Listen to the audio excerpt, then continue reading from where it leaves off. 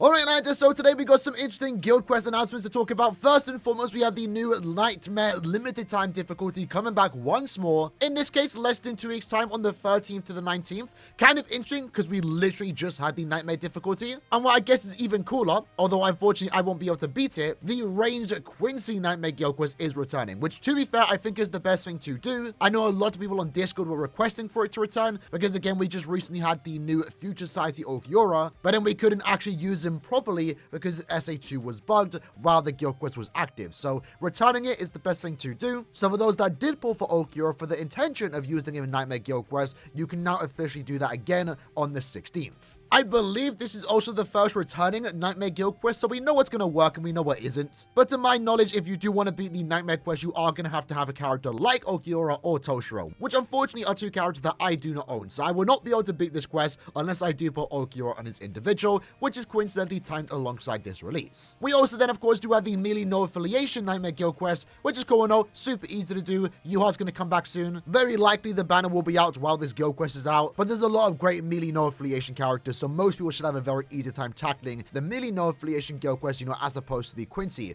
Range Guild Quest. Now, with that in mind, let's have a look at the new Guild Quest schedule that was posted today. So this is going to last the next 2 months, right? Upwards to July 14th. Now, I was looking forward to this because it does potentially hint at what type of characters are going to come out potentially months in advance, right? If we had a look at the most recent Guild Quest schedule, we knew going into the end of month banner, thanks to the Guild Quest schedule, that we were going to get a new Range Quincy killer, and we got exactly that with Aaroniero. And then 2 weeks prior, we knew going into that banner we were going to get a new melee Espada killer, and we once more got exactly that.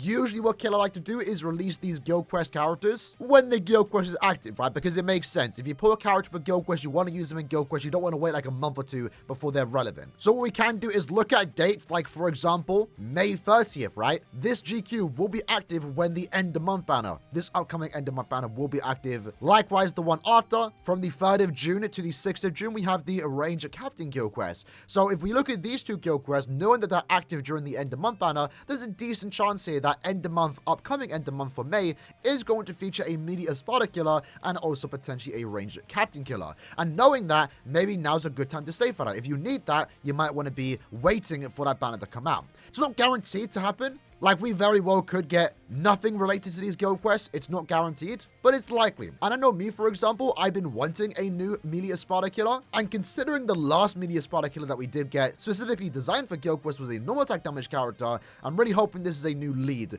to carry me and use instead of someone like Bruno, who isn't a bad character, but I only have him 1-5. Before we have a look at the other ones, though, one interesting thing that we have seen with this particular Guild Quest schedule is that they've now actually separated the Quincy Sternritter Guild Quest and also the Human Espada Guild Quest. They're now going to be their own thing, which I don't think is necessarily a bad thing. Adding more value to certain characters is always good. For example, I think one of the best characters now that is a tad bit more usable, in my opinion, that I'm excited to try out once more, is Ichibe. Him having Quincy Killer and Ichigo having Sternritter Killer meant that I was never really going to use Ichibe, right? One of the things I was kind of annoyed about with Ichigo's release was that he was basically designed or best in the same Guild Quest as Ichibe, and now with this change, I get to use them in their own different Guild Quests. So more characters, in a way, thanks to this change, are going to have a tad bit more value. So that's one thing to keep in mind for this upcoming Nightmare Guild Quest, the Quincy one in particular, is that it's only Quincy. There's no Sternritter killer boost. Of course, there'll be Sternritters in the quest because they're Quincy's, but the only characters getting the boost here are the Quincy characters. So that does narrow down your options, but not by that much, because in terms of ranged Quincy killers,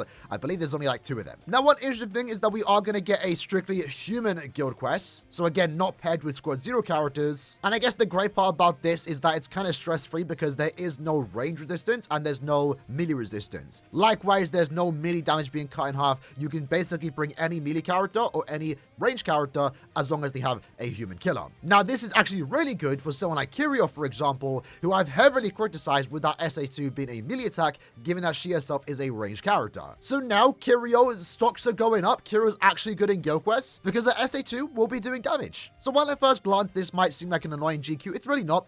Again, you have access to the free-to-play Tatsuki's, a good Naz character, and again, you can bring either ranged or melee human killers, and you should be just fine. June 10th, we are going to get once more the Quincy Guild Quest. Again, strictly Quincy killers, in this case, only melee characters. Not the most available options, I will say, but if you do own someone like Ichibei should be relatively good for this quest. We know he's going to be able to beat it if you do own him, especially if you pair him with someone like Jusho, for example, or Soifon. We are quite a while away from this, but June 24th to the 27th, we are going to have the ranged Squad 0 Guild Quest. Again, not paired with humans. And then on the 1st of July, we are going to have the Sturmritter Guild Quest. And again, because there are not that many options, they aren't forcing you to bring a melee or ranged character. You can bring either or. Even having said that, strictly Sturmritter killers are kind of rare, but I know a lot of people have someone like Ichigo. And I know a lot of people might actually be summoning for Ichigo in this upcoming week when he does return. So if you have him, he's going to be a really good character for that. And then finishing up this Guild Quest schedule, we do have the Squad 0 Guild Quests, where in this case, we want to bring melee characters. And I guess this is kind of cool because one thing that I've always disliked about the human Squad 0 Guild Quest is that the killers have like no relation to each other, right? Quincy Sturmritter being in the same Guild Quest made sense.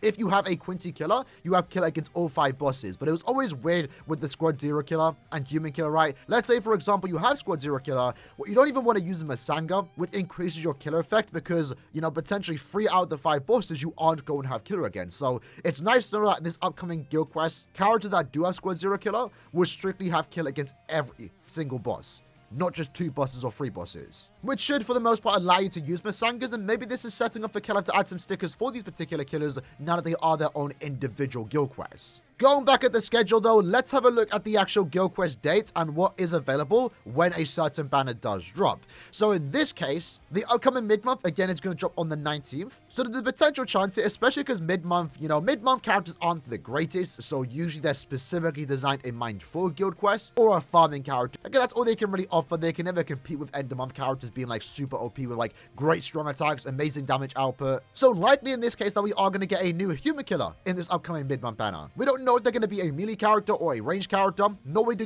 Nor do we know if they're going to be a normal attack damage or an SP character, but their range shouldn't matter here because, again, it's ranged or melee. I think the likely outcome here is that we're going to get a new normal attack damage character because the melee human killer guild quest, well, it doesn't technically need that Nat character. You know, we've access to someone like Tatsuki, who you can easily max transcend if you play this game long enough. But, you know, more normal attack damage characters wouldn't be a bad thing. But at the same time, another, like, good SP character as a main also wouldn't be too bad. But considering that this guild quest is happening alongside the mid-month banner, more likely that the character itself will be a normal attack damage character. There is a potential chance we get a new ranged Serpent killer. I doubt it because we just got one. So this upcoming mid-month, if one of the characters was supposed to be a guild quest character, I assume it would be strictly a human killer. As we briefly already touched upon, this upcoming end of month banner has a decent chance to have a new Espada killer, a melee Espada killer, and also a ranged captain killer, which I think is actually kind of good. Those are definitely 2 weeks that need that added support. As I've already mentioned, when it comes to melee Espada killers, we still do need a good team booster. You know, Rukia, the character we just got, was a great addition to the guild quests. But right now, your only team booster is basically Dodoni, an SP character, which is not someone you really want to use in Guild Quest, despite him being decent there. So a good normal attack damage character with a boost SAT would be great for this Guild Quest, or a new lead. I know Bruno's good and all, but he is still somewhat like a super rare character given his Burn the Witch status. And then Mayura, the other good character for this Guild Quest, he's kind of just okay. We definitely could go for like a new Espada killer, a new SP character. That's what I'd want to see for an end of month Guild Quest character. But they don't have to be strictly designed for Guild Quest. As we saw with this most recent Okiura, he's a Guild Quest character, but he's also a Limit Breaker character, but he's also just a good character in any content you put him against. I think the Sparta Guild Quest is definitely lacking some crowd control. So having a tracking vortex would be absolutely amazing for this Guild Quest week. For the ranged captain, it can be either or. Bambietta does cover the good SP character lead. Likewise, people still use 6th Anniversary Aizen. But in terms of no attack damage characters, we do have access to someone like Nelio and also Okiura. That has you covered for 2 Nat characters, one of them being a booster, one of them providing barriers. So I guess we aren't in desperate need for a new ranged captain character for this guild quest. But if we were to get that, it could be an attack character, it could be an SP character.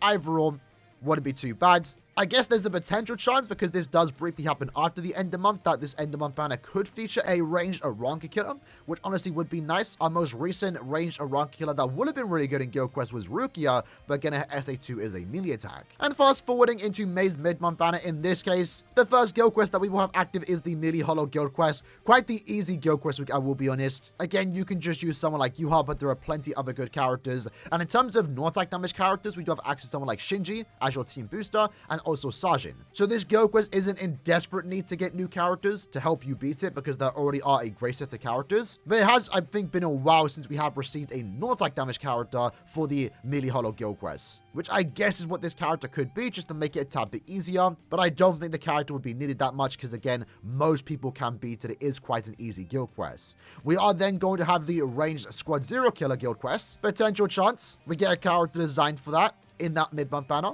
And then wrapping up our schedule, this is going to be for the June end of month banner, which is, as we know it, is going to be the swimsuit characters. Now, as of late, swimsuit banners have always just been farmers. The last 2 years in a row have been literally just farming characters. So there's no guarantee that end of month banner does feature a character for guild quest, but there is a chance. And if they are going to focus on guild quest, we are likely going to get a new Stammeter killer or potentially a ranged no affiliation killer. But with that said, lads, that was the video for today, just going over the news that we did get this morning in regards to guild quests. Again, quick recap, we are going to be getting the Nightmare guild quest returning in less than 2 weeks' time. In this case, the lineup is going to be the melee no affiliation guild quest and also the ranged Quincy guild quest. So for those that did pull Okura and didn't really get to test out his full power in the mode he was designed for, you now will be able to do that on the 16th, which in my opinion was probably the best route Caleb could go because it was quite the botched character release, so now he gets his second chance. And then likewise, we did get our new guild quest schedule, where they are starting to separate the Quincy Stammeter guild quest, the Human Squad Zero guild quest. Some of them are going to be a lot more fair, given that there's no melee range damage being cut in half. You can use anyone you want to as long as they have Human Killer.